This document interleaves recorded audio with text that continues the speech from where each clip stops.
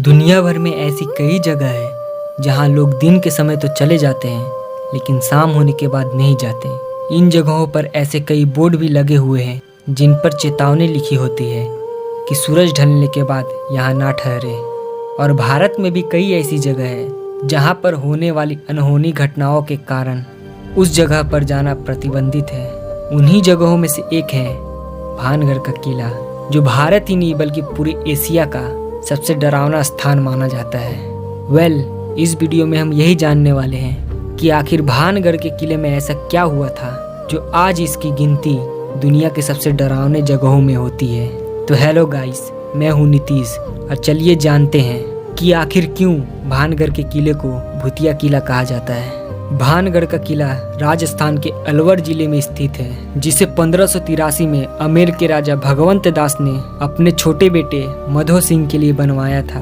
वैसे तो भानगढ़ किले को भूतिया माने जाने के पीछे कई कहानी सुनने को मिलती है, लेकिन उन सभी कहानियों में से दो कहानी सबसे ज्यादा प्रसिद्ध है, जिसमें पहले कहानी के मुताबिक महाराजा छत्र सिंह की एक बेटी थी जिसका नाम रत्नावती था, जो बहुत खूबसूरत थी और पूरे राजस्थान में उसकी सुंदरता के किस्से दूर दूर तक फैले हुए थे।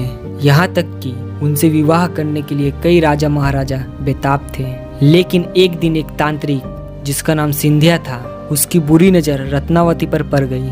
राजकुमारी को देखने के बाद वह तांत्रिक राजकुमारी को पाने के लिए पागल होता जा रहा था।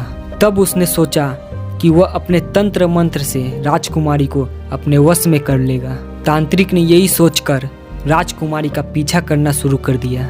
और जब एक दिन रत्नावती अपने सहेली और दासी के साथ बाजार गई थी, तभी तांत्रिक उनका पीछा करते करते बाजार तक पहुंच गया।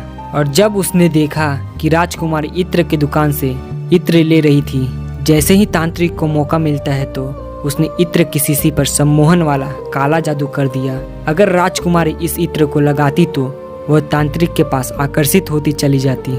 लेकिन किसी ने राजकुमारी को बता दिया कि इस इत्र पर एक तांत्रिक ने काला जादू किया है। इस खबर के बाद रत्नावती ने उस इत्र की शीशी को एक बड़े से चट्टान की तरफ फेंक दिया और वह शीशी चट्टान से टकराकर टूट जाती है। तब तांत्रिक के किए जादू के कारण चट्टान तांत्रिक की तरफ आकर्षित होने लगता है और वह तांत्रिक चट्टान के नीचे दब जाता है और उसकी मृत्यु हो जाती है। लेकिन मरने से पहले तांत्रिक ने राजकुमारी और पूरे गाँव को श्राप दिया कि इस गांव के लोग और राजकुमारी अब जिंदा रहने के लायक नहीं है, इनकी भी अकाल मृत्यु हो जाएगी। इस घटना के ठीक एक साल बाद भानगढ़ पर बाहरी ताकतों ने आक्रमण कर दिया। इस युद्ध में गांव के कई लोग मारे गए और रत्नावती भी आत्महत्या कर लेती है।